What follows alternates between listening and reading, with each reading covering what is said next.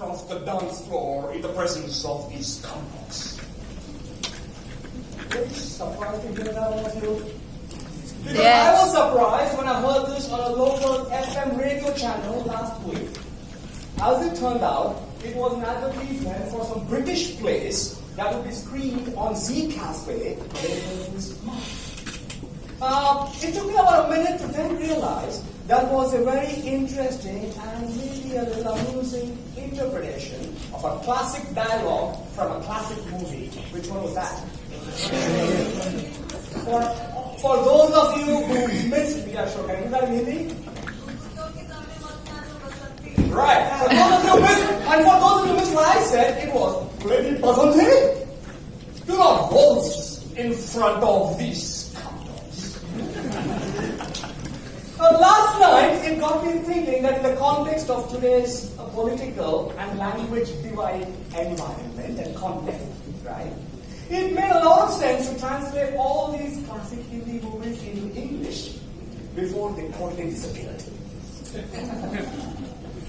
And what better platform to take our own English communication, both oral, O-R-A-L, and oral, A-U-R-A-L, to higher levels than this amazing forum, a fraternity of fellow friends, all following a common goal, which is giving up their speakers.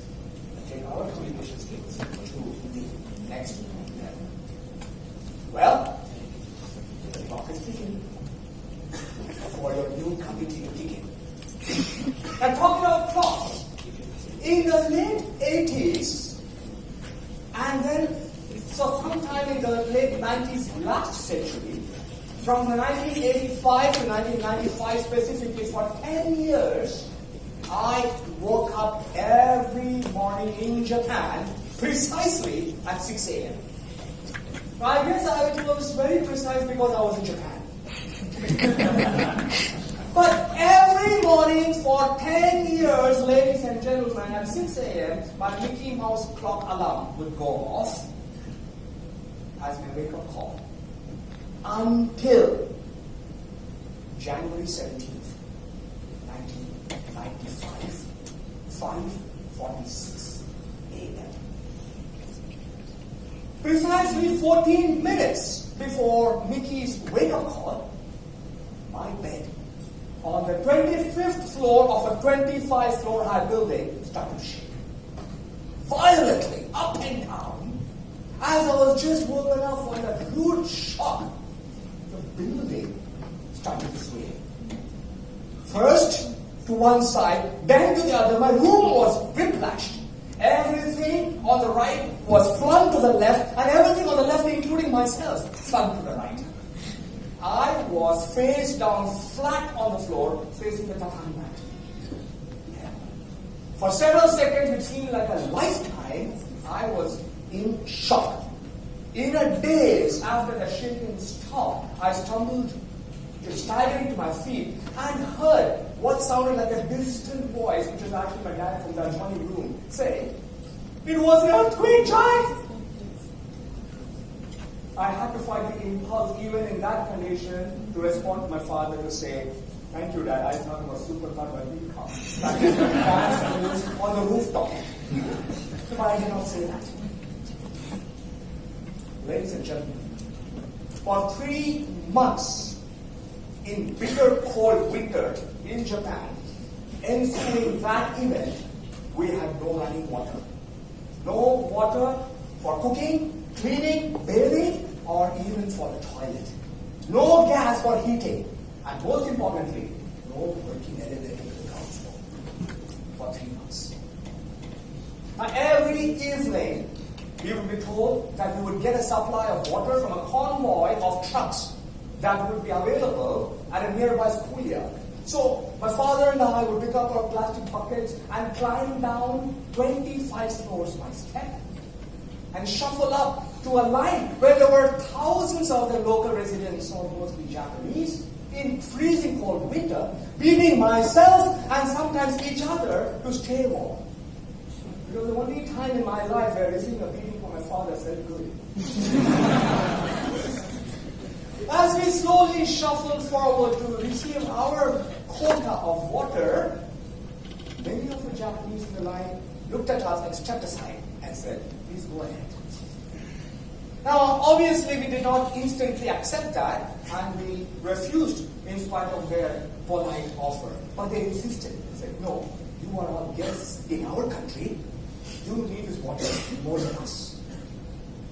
Ladies and gentlemen, that event and experience in Japan taught me 3 important lessons which I want to share with all of you. These Japanese, day in, day out, every evening in that cold for 3 months, they told us, after we got to know each other, Narayan-san, you are not alone. We are all in this together. And it's all about mutual responsibility. These people will come on time to give us our supply of water as long as we follow our processes, our codes of conduct, our discipline, and mutual respect for each other. And this takeaway, 3 takeaways, we are not in it alone. We are all in it together, and it's all about mutual responsibility. It's something I carried with me for all these 22 years post-return to India from Japan. So, the clock is ticking for your new committee to kick in. And you will soon realize that it is, as long as therefore we understand that we are all of us in it together, and we look at this event today not as one door closing and another one opening, not as an ending, but as the starting point of wherever this club wishes to go in the future. You'll find that it is indeed a journey that is going to be rewarding for all of us. It reminds me of this little anecdote I wish to share with all of you, which is about this man who is lost in the mountains.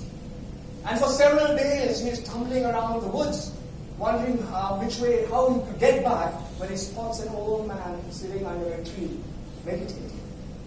So this man goes up to the old man and says, excuse me, sir, where am I? The old man opens his eyes, smiles, looks at the young man and says, my boy, you are at the starting point for wherever you wish to go. So today at this landmark milestone, centennial 100th meeting, ladies and gentlemen, you are all at the starting point of wherever you wish that this club goes in the new term. Under the guidance of course, your previous team. You have an able team. I have known your incumbent president Arun very well as a good friend, and I'm still thankful for the amazing invitation extended to me to Romania. Okay? And I think that as long as we realize that you are not alone, we are all in this journey together, you will find that this journey is going to be both enriching and rewarding.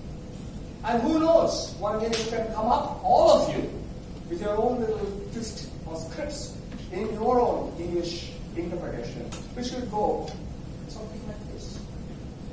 Lawrence Worth, how many bullets are in this gun? 6 bullets. 6 bullets and only 3 scoundrels. This is gross injustice. Oh, missed. Ladies and gentlemen, I congratulate all of you on this centennial milestone, and wish all of you all the very best in your journey forward. Please know you are not alone. Thank you.